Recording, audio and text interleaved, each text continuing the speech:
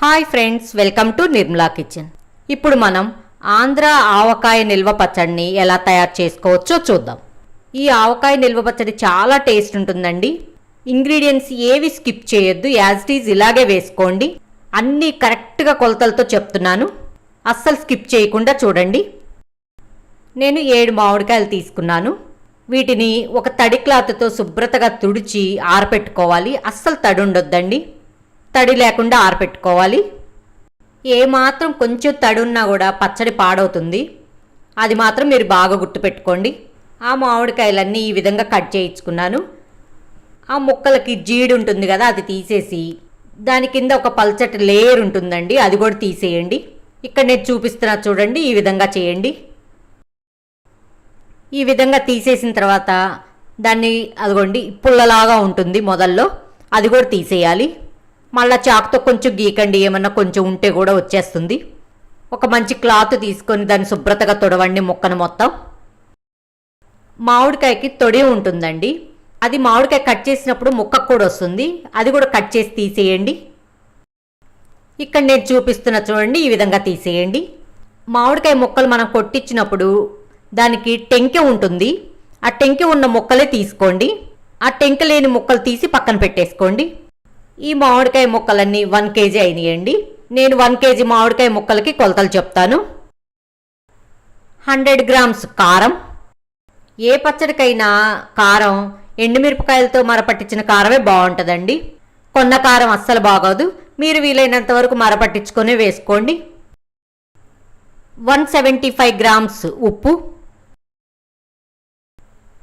1 tablespoon పసుపు, 50 grams మెంతుపిండి, మెంతులు ఏంచి powder చేసుకున్నది, 40 grams ఆవపిండి, సన్న ఆవాలు ఏంచి పౌడర్ చేసుకున్నది, 125 grams వెల్లుల్లి రెమ్మలు పొట్టు తీసి వేసుకోండి. ఈ విధంగా వేసుకోవటం వల్ల మనం తినేటప్పుడు పుల్ల పుల్లగా కారం కారంగా తగులితే చాలా టేస్ట్ ఉంటుందండి. వెల్లుల్లి రెమ్మలు హెల్త్కి కూడా చాలా మంచిది. 125 grams వెల్లుల్లి రెమ్మలు పొట్టు తీయకుండా పేస్ట్ చేసి వేసుకోండి. ఇలా వేయటం వల్ల పచ్చడికి ఫ్లేవర్ చాలా బాగుంటుంది, పచ్చడి మొత్తం కమ్మటి వాసన వస్తుందండి.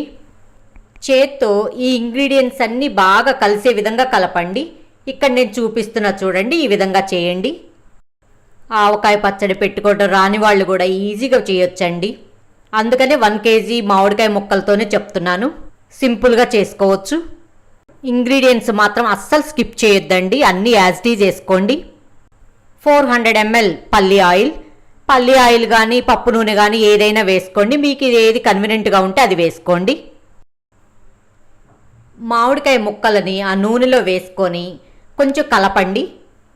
ఆ ముక్కలకి నూనె పట్టే విధంగా కలపండి. ఇక్కడ నేను చూపిస్తున్న చూడండి, ఈ విధంగా చేయండి.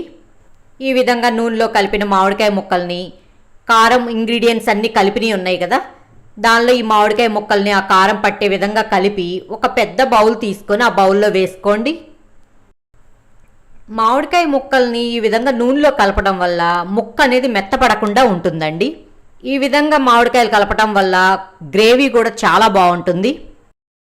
మీరు కూడా మామిడికాయ ముక్కలు నూనెలో కలిపి కారంలో కలిపి వేయటం వల్ల ఎలా ఉంటుంది అనేది మీరు కూడా గెస్ చేయండి. ఇదే పద్ధతిలో ఒకసారి మీరు చేస్తే మీకే అర్థమవుతుంది. ఈ ఆవకాయ పచ్చడి చాలా చాలా టేస్ట్ ఉంటుందండి. మీరు ఇంగ్రీడియంట్స్ ఏవి స్కిప్ చేయొద్దండి, ఏ ఒక్కటి స్కిప్ చేసినా కూడా ఫ్లేవర్ అనేది మారిపోతుంది. కమ్మటి రుచి రావాలంటే ఇంగ్రీడియంట్స్ అన్నీ కంపల్సరీ వేసుకోండి. మామిడికాయలు కొనేటప్పుడు కొంచెం పుల్లగా ఉండే కాయలు చూసి కొనుక్కోండి, అప్పుడే పచ్చడి టేస్ట్ అనేది చాలా బాగుంటుంది. మామిడికాయ ముక్కలన్నీ కారంలో కలిపి వేసుకున్నాం కదా, మిగిలిన కారం కూడా ఆ బౌల్లోనే వేసేసుకోండి. కారాన్ని ఒకసారి ఈక్వల్గా చేసి మిగిలిన నూనె కూడా పోసేసుకోండి. కొంచెం ప్రెస్ చేస్తున్నట్టు చేయండి. ఇక్కడ నేను చూపిస్తున్నా చూడండి, ఈ విధంగా చేయండి. మూత పెట్టేసి 2 hours తర్వాత ఒకసారి మిక్స్ చేసుకోండి.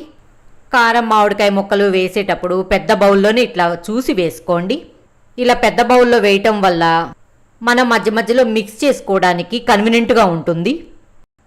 ఇదిగోండి, 3వ రోజుకి నూనె అంతా పైకి వస్తుంది. ఇక పచ్చడి రెడీ అయినట్లే, మనం తినొచ్చు. ఈ వీడియో మొత్తం కంప్లీట్గా చూడండి, అస్సలు స్కిప్ చేయొద్దు. మీరు ఇదే విధంగా ట్రై చేసి మీకు ఎలా కుదిరింది అనేది కామెంట్ రూపంలో తెలియచేయండి. అంతే, ఎంతో రుచికరమైన ఆవకాయ నిల్వ పచ్చడి రెడీ. మీకు ఈ వీడియో కనుక నచ్చినట్లయితే లైక్ చేయండి, షేర్ చేయండి, సబ్స్క్రైబ్ చేయండి.